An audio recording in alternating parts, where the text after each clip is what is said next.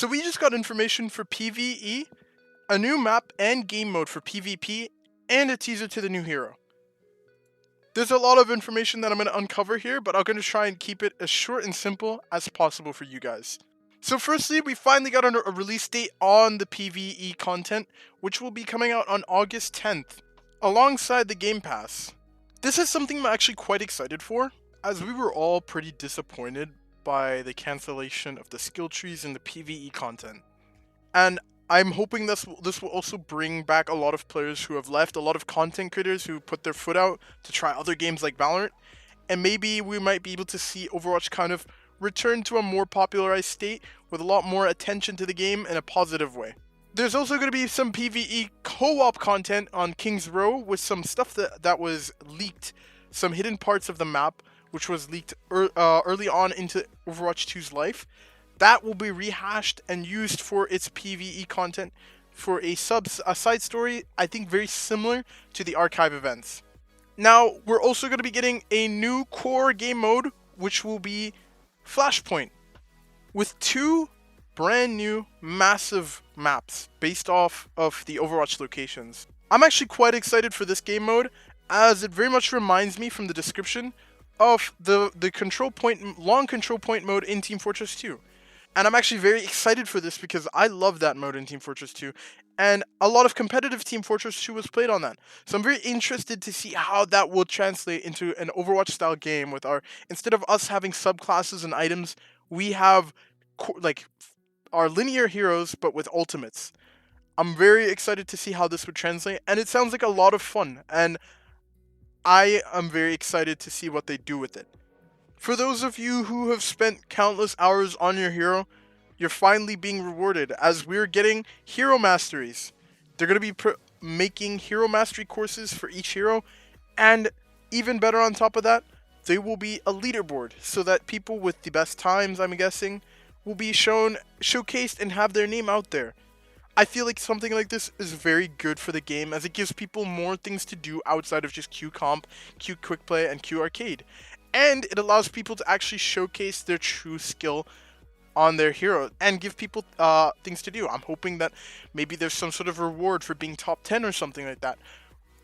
Maybe we can actually get an in-game replay view or in-game viewer so that we can watch people's replays from their scores and stuff like that, and just allow people to learn off of each other and overall push everybody to get better at Overwatch, allowing people to get better and make the game a lot more fun, a lot more competitive, and I'm really excited for something like this.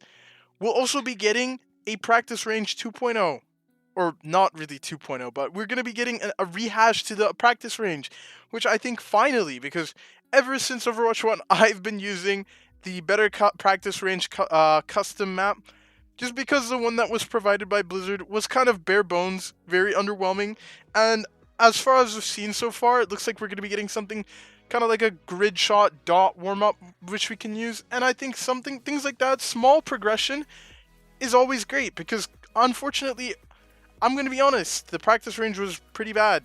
We had bots that stood in place and moved in linear patterns, so now we can actually have a place where people can kind of use it to get angels. If you compare it to something like Apex Legends, with its massive practice range allowing you to practice all sorts outside of just shooting the guns, the movement and all that, I think it's a step in the right direction. Now, there's also been a teaser for the new hero. From what I've seen, they have a sword, which I'm not a big fan of these non-mechanical supports, but if done correctly, it can be a very fun addition to Overwatch, and also allow people to showcase their game sense without really relying on mechanics.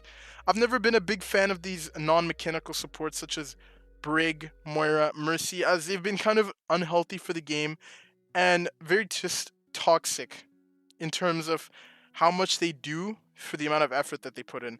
But I have nothing wrong with heroes that don't take mechanical skill. I think you can implement them in a way that works.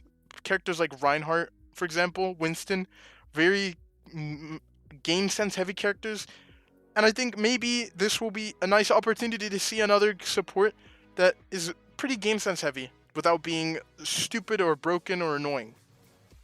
I'm actually quite excited for this patch. I don't have my expectations too high, knowing it's Activision Blizzard, but I'm expecting good things out of this patch, hopefully. Maybe we'll even see some rank changes.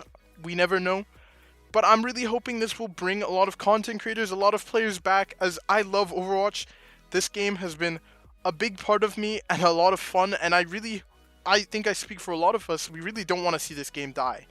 And I'm really hoping Activision really steps it up and takes that extra effort to try and bring Overwatch maybe back on par, maybe bring it to a level where it was at 2016 and surpass that, make it the next best game that everybody wants to play.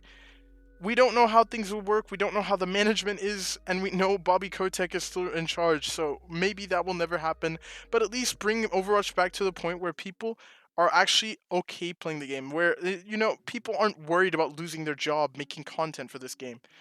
I'm just hoping that they don't fumble this. There's not much to it. Let's just hope for the best. Thank you for watching. If you did enjoy, please consider liking and subscribing as it helps with the channel growth. Thank you so much and have a great day.